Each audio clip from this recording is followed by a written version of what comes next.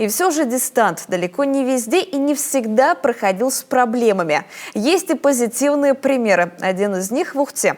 Местный учитель Александр Гаврилов работает в школе номер 5. Признается, у дистанционного обучения много нюансов. Есть и минусы, и плюсы. Но самое главное, оно позволяет продолжить учебный процесс, если его грамотно выстроить. Как, расскажет Виктория Науменко. У 10 А идет урок обществознания. Обсуждают тему изменений на рынке. В школьном классе только учитель с ноутбуком. Все ученики дома, их лица учитель может видеть на экране. Изменения. Цены же выросли, значит, величина предложений изменилась.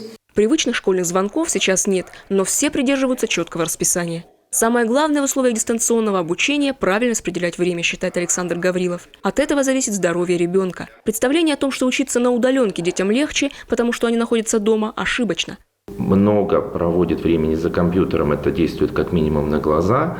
Ну и опять же повторюсь, дозировка домашнего задания. То есть ребенок не должен больше времени проводить за обучением, нежели в школе.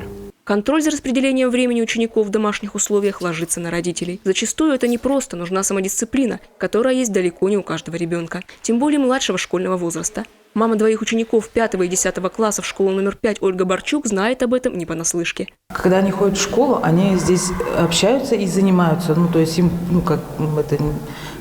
приходится это делать. А дома они могут и пропустить, и что-то недопонять. Важный момент – техническая организация процесса. Так, наблюдение из личного опыта Александра Гаврилова – пользоваться в течение урока одной онлайн-платформой, чтобы детям не нужно было переходить по множеству ссылок. Но иногда подводит интернет, выходит из строя техника, выход находит кто как может. Впрочем, без доступа к материалу пока никто не оставался. В помощь приходит наш учебник, приходит те, кто, например, не могут выйти в Zoom по каким-то причинам, есть возможность выйти в YouTube, потому что я отправляю, например, ссылку на видеоурок. Если кто сегодня не подключится, у них будет возможность выйти в Google Class. Я работаю в Google Class, там у них прикреплена ссылка на видеоурок и прикреплен тест. У нас один компьютер на двоих, но они занимаются по очереди, и у нас проблем нет. Но если смотреть на других, из чатов я вижу, что некоторые выключают интернет дома детям, чтобы они что-то куда-то не лазили. Конечно, они общаются в чатах, и домашние задания все равно не получают, они занимаются дома.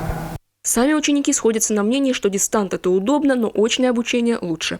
Дистанционное обучение, конечно, хорошо, и из них можно выделить главные плюсы. Это, наверное, наше обучение никак не прерывается, но, к сожалению, это вынужденная мера, и мы все, наверное, с нетерпением ждали бы возвращения в очный режим. Ждать осталось недолго, хоть эпидемиологическая ситуация пока не внушает оптимизма, тем не менее уже с понедельника школьники вернутся за парты. Ну а полученный ими и их педагогами опыт на дистанте им еще может пригодиться. Виктория Науменко, Павел Лагутин, телеканал Юрган, Ухта.